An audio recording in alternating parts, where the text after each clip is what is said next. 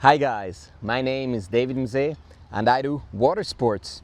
I do wakeboarding, kitesurfing, wakefoiling and kiteboarding as well. Now as a quadriplegic with bad finger function, no trunk control, I face some unique challenges and I want to share with you my knowledge so that you don't have to do the same mistakes as I did.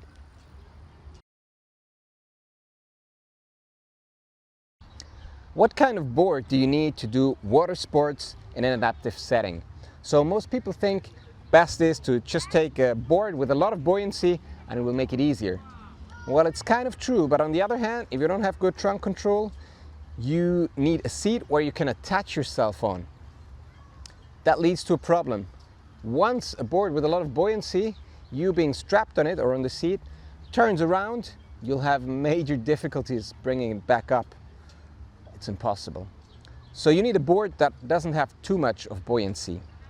Like the board that I have here is rather thin.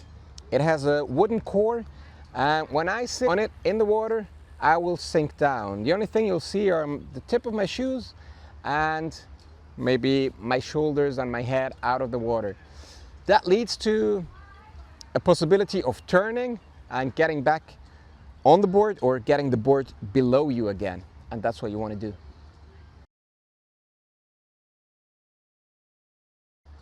I've tried different type of boards to do water sports. One that I had was a customized twin tip. This board was really good to go out on choppy waters. It was fast in turning, but I did need more speed to get it planing. Now this board is, most of the line is really straight and you just have the rocker in the front. This board is really good to go kitefoiling and also wakefoiling. With the twin tip, trying to do it, I had a lot of problems. I was nose diving a lot. And with this board, it was way easier to get started. You can find it online and buy one.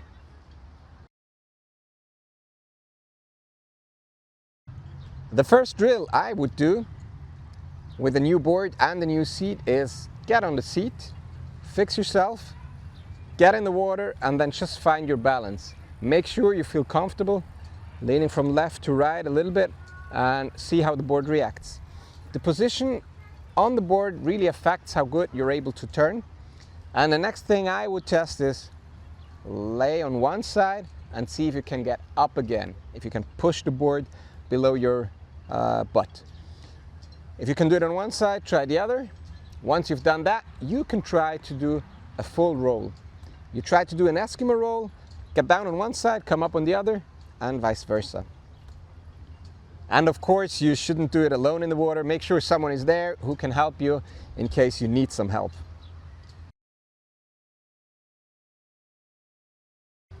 Where on the board should you use some buoyancy? So we've tested a lot. And one thing I can tell you, it's more complicated than you might think. So one thing that seems to be obvious and really works is if you have buoyancy on the top of the board. Actually on this board I don't have it yet, but I want to put some foam there to keep it floating. On the other side, we tried to put buoyancy below the seat. It just didn't work. We had like 3 liters, around 30 Newton, and I couldn't get from side position in upright position again without help, so that was a terrible idea. What we figured out is if your frame and your board are sinking and you need the whole system to get some buoyancy, put it between the legs. It's the best spot to do so. On the other hand, what you can also do is put buoyancy up here somewhere. It's not as good as in the front because it changes the dynamics in the water, but it works. What I can really recommend is get the buoyancy on your own body. That's the way to go. We figured out the higher up the buoyancy is, and the more in the front or around the shoulders, around the neck, the better.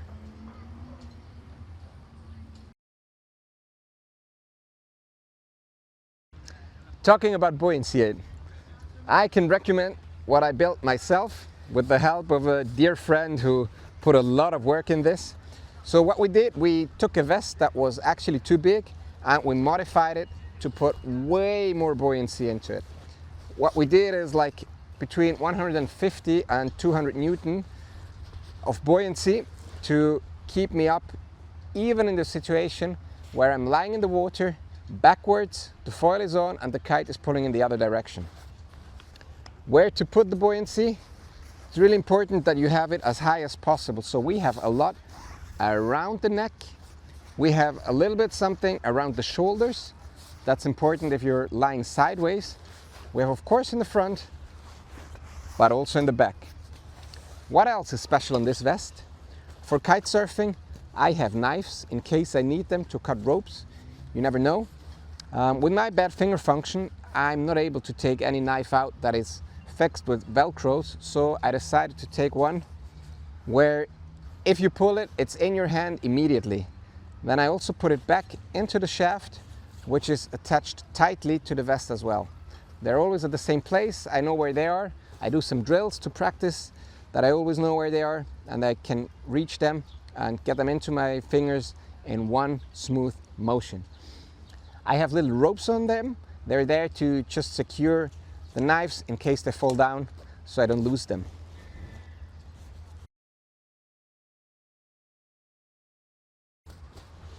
What else is special? There is this attachment down here. The reason I have them is so that the vest doesn't move up. I once had the vest up on my ears. It's not that comfortable, so you want to consider having something that holds them down. There's a ratchet on the left, one on the right, and some 3D printed ball to make sure they don't hurt me or they don't cut the neoprene. I can make them really tight and they are fastened just below my belt. The reason is that when I open the belt, the vest is free as well. And I want to be able to open the vest just in case I got below something where I don't want to be. Let's say a boat, for example, or there is a problem with the kite and I need to dive a little bit to get out of ropes, whatever. I want to be able to take off the vest, and that's what's possible here. Is there a downside to so much buoyancy? Well, I figured nearly nothing, but when I was in salt water, it carries even more. When I went kite surfing, I felt a bit unstable because I was so high. So then you want to consider having zippers on the side so you can take some buoyancy out and adjust it so you're stable again. On the other hand, you want to make sure that you can still lift your arms high enough to go kite surfing. And one last thing I love about this vest is it's really high up in the neck. When you're in the water and learning how to foil or kite or wake, whatever, you'll soon get a lot of pain in the neck because you're always lifting your neck, making sure you see what's happening on the lake, looking up to the kite. Can be a lot of stress on your neck. If you can just lay it down, especially once you've fallen and the boat comes back or you take a rest, that's really something that helps a lot.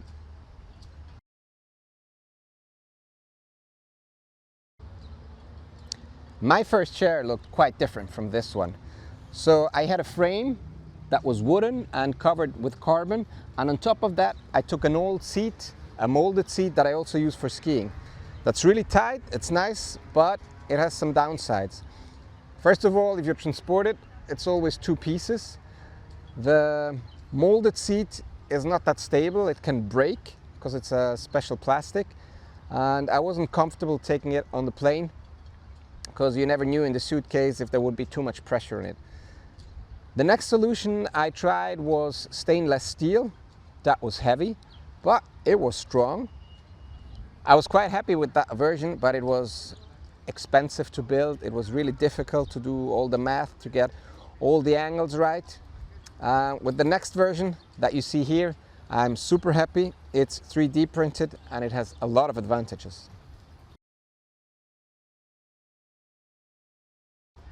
So all the complicated parts are 3D printed in aluminum.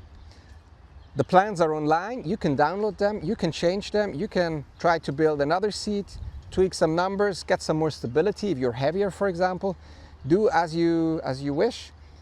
Between all the special formed 3D printed parts, they're just straight bars, aluminum as well. They are glued together with the special parts, and that's how the whole chair is built. The base plate is very special. There are a lot of holes. First of all, to reduce weight. On the other hand, to have different possibilities to attach to a board, because not all the boards have the same screws, have the same distances. So here you can adapt the plate as you wish. Another thing that we had a problem with the old seat is that somewhere we had water that entered. Here it's no problem because the water will enter everywhere. Looks like a downside, but on the other hand, it goes out everywhere as well. It goes out really fast once you get out of the water, so we solved that problem by not even trying to make it waterproof. What I love about this chair is that we have the seat here and we have some ropes. If you loosen the ropes, the seat will go down more, so you can adjust height just by opening some nuts. It's the same with the backrest. You can just open the nuts and you can go back more or come to the front.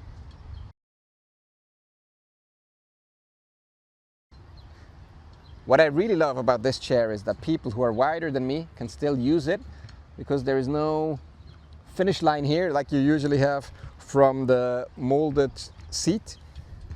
You still get tied really strong and you can get very good stability by using the ratchets and the spreader bar. I'll show you that in more detail in a minute. What you can also do is put some Velcros on the back, and then you can adjust some parts, I call them wings, that will give you side stability if you need it. Now this chair is rather cheap. It's way cheaper than to weld stainless steel. This chair is adaptable.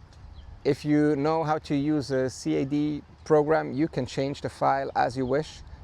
Another really cool feature is that all the forces are transmitted right to the chair.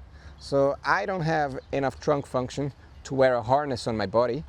That's why here the harness will directly transmit the forces on the seat. The ratchets allow really tight fixation. I have some dedicated holes here to attach a small rope where you can put the safety leash on.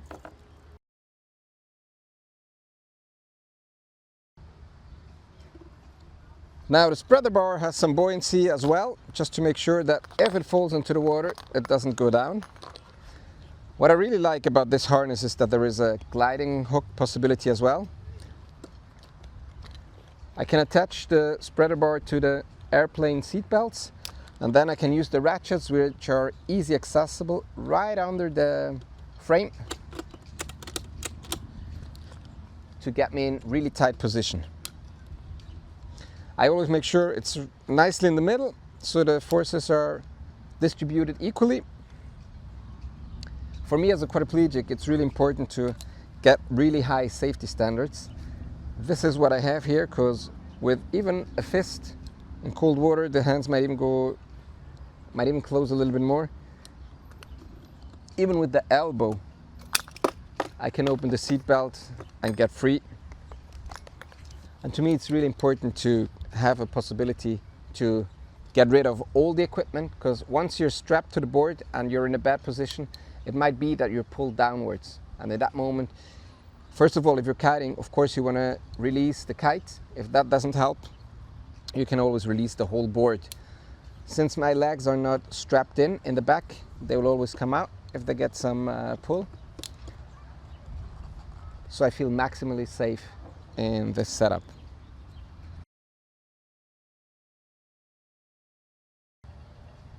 For the safety leash, I created something with Velcros. I really like this idea because it's quite stable, but in the worst case, if I'm in a bad position and for whatever reason, maybe because I don't have the trunk to really reach the safety leash that is pulling in a certain direction, if the pull is way too hard, the Velcros will open and the kite will lose connection. Now, talking about the buoyancy aid, if I put it on, you'll see how the ratchets will go beneath the spreader bar. Then I can tighten them, and that's how I make sure the vest is not coming up and getting over my ears.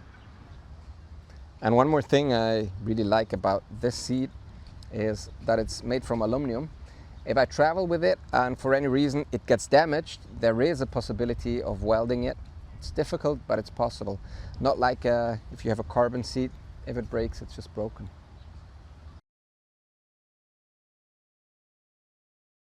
Now, why do I have two different ropes? One of the ropes is to just get the angle of the back right.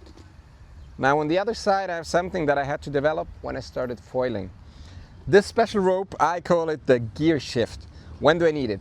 If I do wakefoiling and I get out of the water, I start planing, and since I don't have the trunk function, I cannot really lean back to get the foil flying. So what I did was I just went back a little bit with the back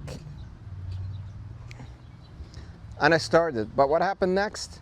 When I got out of the water, I couldn't plane on the board. I just started flying, which was too fast. So I need something in between. To compensate for my bad trunk function, I will start by pre-charging the gear shift so that I'm leaning forward more. If I get up on the water, I start planing on the board. Now, as I told you before, I lean back and nothing happens. And with the gear shift, I'll go back a dedicated length of the rope, and now I'm in good position to start foiling.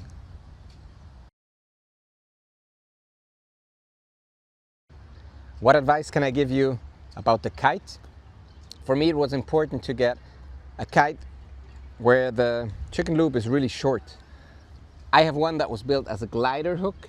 That's why it's really short. Why does it need to be short? I don't have the trunk function to lean forward and grab, for example, the bar when I'm lying in the water.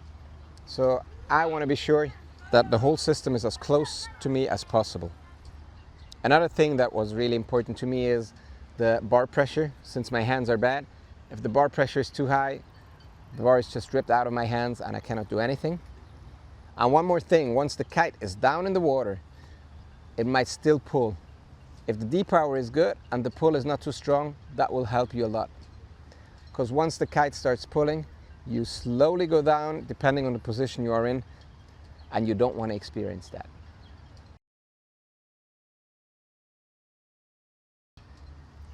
The most difficult thing for me starting wakeboarding was the bar. I just couldn't hold it in my hands.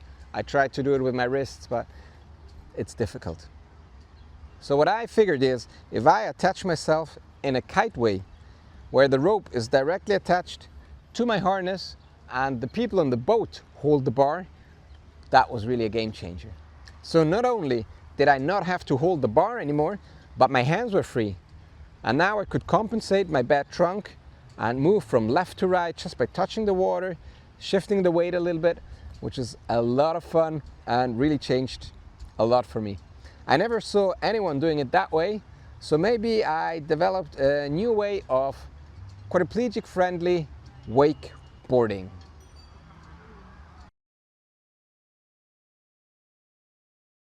A little advice if you want to try wakeboarding in sitting position. Usually the rope will go between your knees and then it won't stay at the tip of the board, it will be slightly left or right.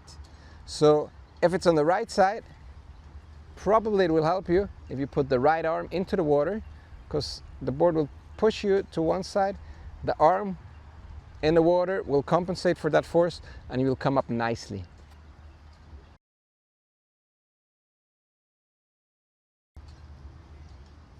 Once you go wakeboarding and you're behind the boat, you get close to the edge of the wake, you look down, you're like, oof, that's a bit high. I'm scared of going down there and I might nosedive.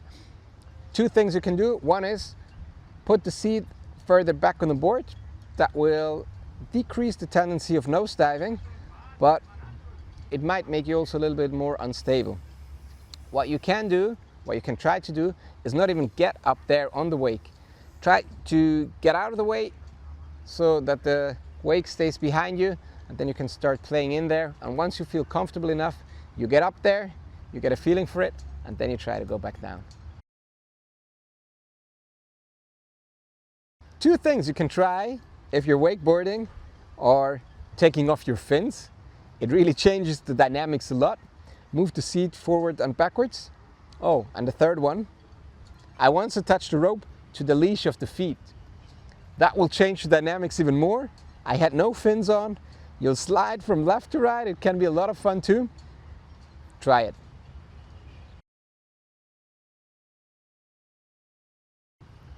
One advice that I wish I was given in the beginning is that the people on the boat can help you a lot. So what most people think is, once you start edging and you cannot get off the edge because you don't have the trunk, they try to help you to pull you back. If they pull harder, usually you will edge harder. So what they can do is release the tension for just a half a second. That will give you time to apply pressure in the water, get off the edge and turn the side again. So most people will try to pull on the rope, tell them to relax, give you some length, and it makes it easier for you to turn again. And once you get a good feeling with your friend on the boat, giving you more or less rope, you can do some pretty fun stuff.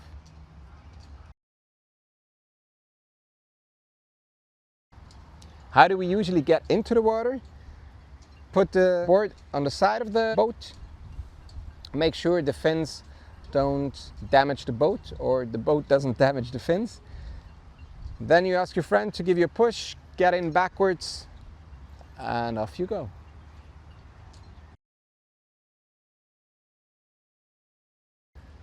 Now, once you know how to wakeboard, what should you do next?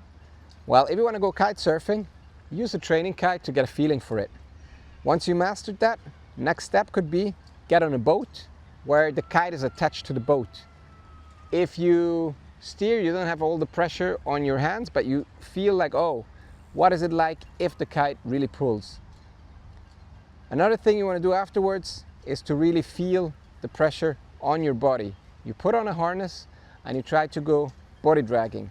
Now the problem with body dragging, and I can tell you because I tried it on my own, doesn't work. With the wetsuit pulling up my legs, I had no chance of controlling and stabilizing myself in the water. It was a mess. What you want to do instead is go into the water with someone who holds you, pushes down your legs, keeps you in position, and you can play with the kite while the other person tries to get you oriented and stay in line with the kite.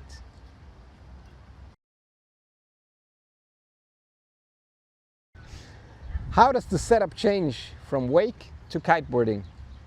When you wake, the pull is more to the front, so the seat is more in the back. If the kite starts pulling up and help you get that force, you can move a little bit to the front with the seat.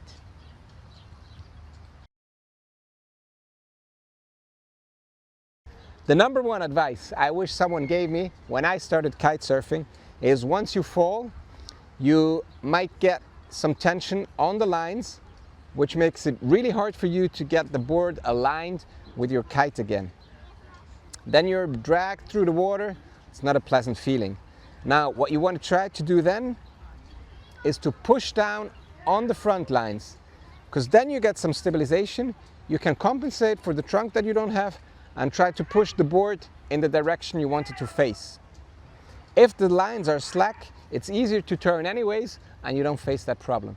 But yeah, if you fall and you feel the tension, push those lines and you get a fixation point where you can orient yourself and get some help from.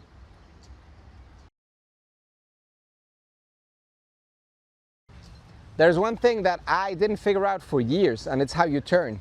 So if you're lying sideways in the water, most of the people think to get back up, you just go this direction, sideways. That's not what's really happening, especially if the foil is on. The point you turn around is the tip of the board. So that will make you do a quarter of a circle that you need to rotate around. And if the kite is pulling, that can be really, really hard. So you got to consider that once you're in the water. Also, the position of the buoyancy will help you or not help you to get back in a position once you're on the side, which is the worst position to be in, especially if the kite is still pulling.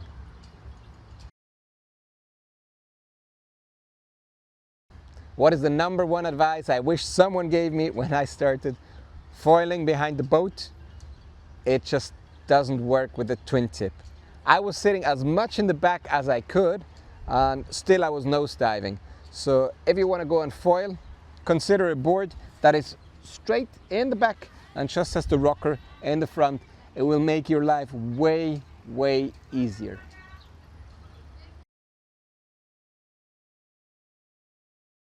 How does the setup change if you go from kiting to kite foiling? Well, what I figured is the seat has to go more to the back. Afterwards, you'll have to find the fine-tuning between the position of the mast and the chair. the closer the foil and the seat are together, the more tendency you'll have to start flying.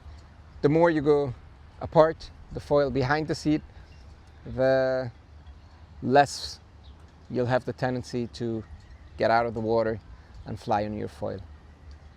Once you're in a good position seat-wise and you're happy with the position in the water or on the water, you can adjust the foil, and sometimes it's easier to adjust the seat. You'll have to figure it out. It's a lot of work, but once you get it right, it's a lot of fun. Now, what is the number one advice I wish someone had given me when I started Sitkite foiling? Without the trunk control, it's really hard to find the balance. So I try to do the same that I do when I kite. I get up, try to plane, and then start edging. With the foil, I had to start edging as soon as possible, because otherwise I don't have the tension on the line. If I don't have the tension on the line, I'll just fall to either side. So I knew I edged early on, so I knew all the forces are going this way. Now I could get the lines under tension, and that pulled me back. So that's the number one advice I can give for Sitkite foiling. That's all I have for now. I hope you enjoyed, learned a little bit something, and it would be cool to see you out in the water. Take care, and bye-bye.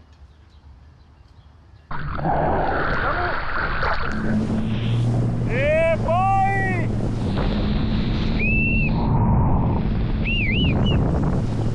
Wow, hey!